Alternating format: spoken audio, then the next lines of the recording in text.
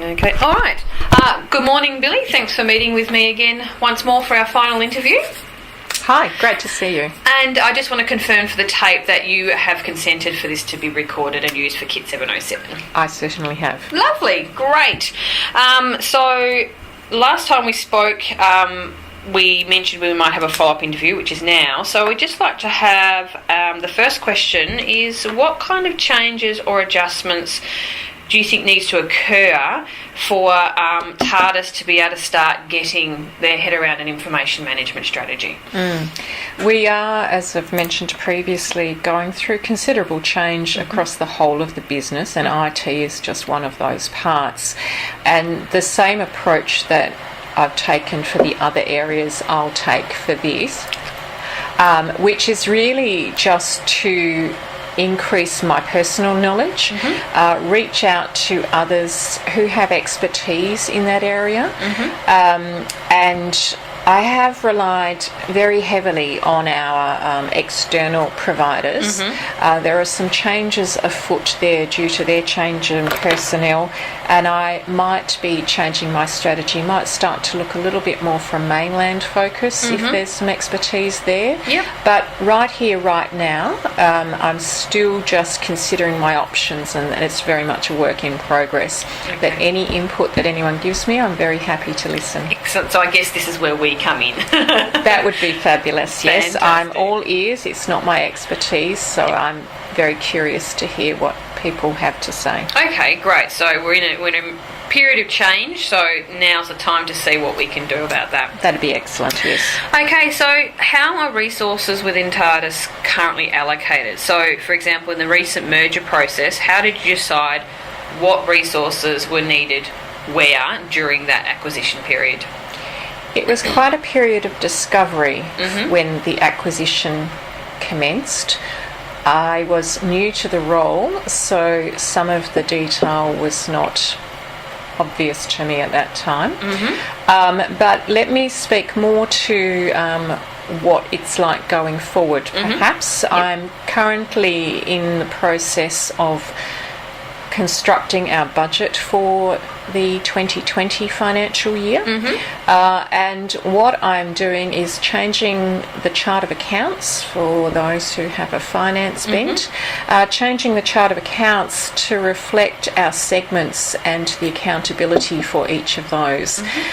So IT will be incorporated into our operations area and be part of that. So where I have started is to have a look at what existing resources we have, what we've had historically over a 3 to 5 year period, and then try to extrapolate that data to ensure that we have sufficient for growth, covering both our existing needs and our future needs. I will possibly redraft 6 months in and have a look at what that looks like, given it's my first year of budgeting. Okay, great. So previously it was sort of all in holus bolus, to use a slang term, which some students might understand, but now you're looking to be a bit more segmented and resource focused for particular functions. Yes, I'm giving greater granularity on each of the items and allocating, in good management practice, allocating the budget to segment heads who can then be responsible for that. So I remove bottlenecks.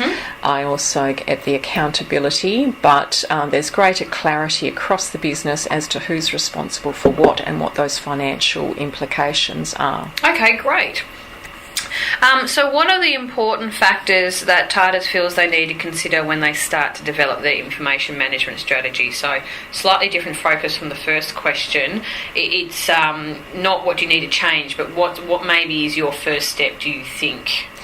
My first step is for me to understand. I like to understand everything myself before I can ask what I hope are semi-intelligent questions. I also like to have an idea of some of the options that are out there. So my approach is always very people-focused. I talk to a lot of people about a lot of things, and then begin to narrow, having started very broad. I will do my own research online. I will speak to peers. I will speak to people in different markets. I'll speak to people locally and on the mainland and beyond. So for me, the very first step is that research and understanding, so that I can make informed comments and then seek people who might be able to help me deliver what I think I'm looking for. Sounds very sound, so that's great. Sounds very sound. Yeah. So, does TARDIS have a long-term service agreement with their IT provider? And if so or not, does it include operational requirements, or are they strategic long-term needs that are also considered? So, when we moved across to the virtual or to the cloud, we discussed moving on a month-by-month basis. I'm currently in negotiations with the provider about the long-term nature or otherwise of that agreement. It does not currently have enough service level agreement protocols in there for my satisfaction, and also binds us unsatisfactorily. In terms of what it provides, it's very operational in terms of following up number of queries from contractors and various other things. The only strategic aspect of it is the ability to bolt on and add, because it's virtual, quite rapidly. Given that we don't own the infrastructure, strategically we can add quickly. But beyond that, it's not strategic. It was strategic in my thinking about providing the support and physical protection of our data, but that's as far as it really goes in the strategic field. Okay, all right. So I'm also thinking, so now you've gone with the online server and you're looking at that operational versus strategic balance. Is there any other concerns you have hosting the data virtually that could impact how you might use this in the future? Yeah, one of the things that keeps me awake at night is the fact that I have lost control in some sense of patient records, which of course are important at so many different levels. My concern, coming from a finance and accounting background, is should something happen to the IT provider, for example, that they go into insolvency or administration, that there's an intermediary now between me and my patient records and data. I have grave concerns and have asked for legal input surrounding that access in a worst case scenario, because, as I say, I no longer have that direct relationship or direct control over my patient records. So certainly that's one of the things that I need to get my head around and gain comfort with in a long-term solution. A short-term solution I can do with it, but long-term I need to be able to get some comfort around that point. Okay, that's understandable. So does the TARDIS existing systems update information about the latest disease, symptoms, or other diseases automatically, and then also share these things, these items received by your clinic with other institutions to help for peer-to-peer knowledge? So there's a number of issues in that particular question.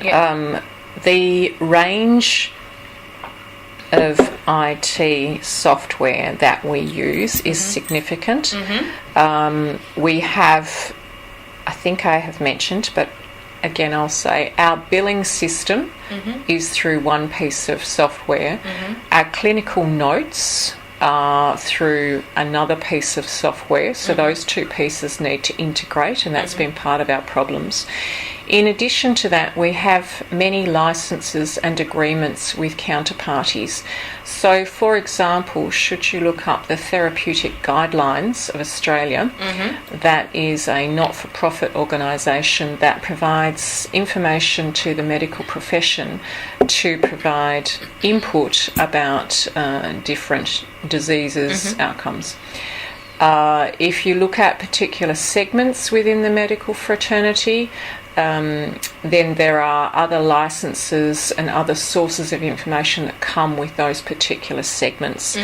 If you then start to think about the pharmaceutical interactions, where you might have medications interacting poorly, then there's a number of license agreements that we hold with that.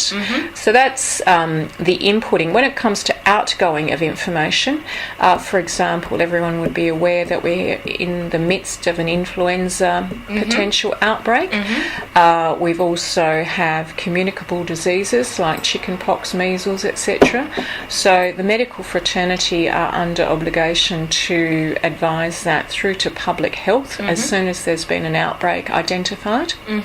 So that sort of information is coming and going constantly between medical providers and government departments of various sources. So there's significant data being exchanged through multiple forums. Yep. So with you mentioned previously that, for example, when your practice sends patient data to another practice in the form of a referral, that's got to go through fax due to regulations.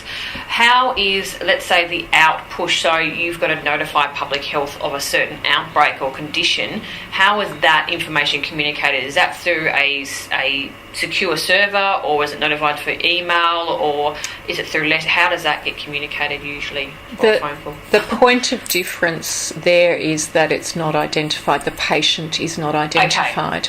So the privacy legislation requires that if there's a range of identifiers, like a date of birth, address, name, Medicare number, etc., 3 pieces or more from memory, but I'm sure your students will be able to look up that legislation. If you have sufficient identifiers to be able to determine the patient, then that's when encryption of that data becomes vital. Whereas if I am merely identifying that there has been a patient, unidentified person, who has presented with a communicable disease, then that's a different form of communication. So that doesn't have to go through those secure means. No, it's different because of those reasons. Great. So to give an idea for benchmarking, are you able to give an indication of how much TARDIS spends on IT across categories such as support, special projects, like the migration, on the outsourced virtual servers, as a percentage of either growth, revenue or profit? Sure. This is a little bit hard to give a categoric response, given that we have just been through such significant change and I am new to role. That said, I understand that to buy a new server was going to cost me in the vicinity of $80,000. That would have, for an in-house server, which would then last me ballpark 6-7 years and be at the end of its useful life. So special projects, what we've just been through, I would call as a special project with an acquisition of the size we had, and some of the step-up requirements that we had, perhaps due to pent-up demand as well. So to give you an estimate, I would say our ongoing contract with our IT providers, just for business as usual type IT, is about 1.5% of our gross revenue. In our existing financial year 2019, given the one-offs and unusual scenario, we're more in that 2.3 to 2.5% of revenue. Currently doing the 2020 budget. It's hard to estimate because we're still partway through this project. I need to have physical service still excluded from the current scenario that we're in. So as a guide, I would say to the students, base 1.5 up to about 2.5 for one-offs and unusual events as a percentage of our gross revenue. Okay, great. Thanks, Billy. Final question. So, given that the situation where TARDIS has to deal with confidential, time-critical and patient data to comply with government policies during the acquisition process, as well as in your business as usual. And this data sometimes needs to be instantly accessible. Have you considered incorporating any risk and change management strategies for when you might not be able to do this?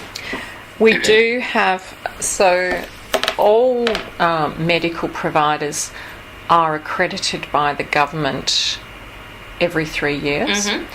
And one of the requirements that we need to satisfy is if there's a power failure, for example, which would mean that we couldn't instantly access our data, and we have an emergency kit ready, and it's old-fashioned.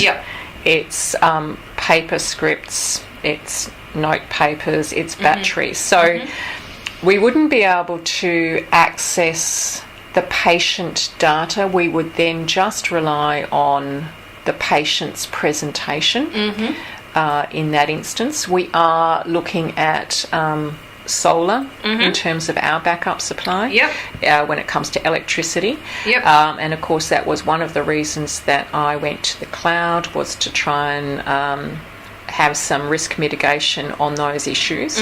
But again, the students have identified a great area of work for me, which is about reviewing our risk strategy and framework. So unfortunately, I would have to say that this is also a work in progress.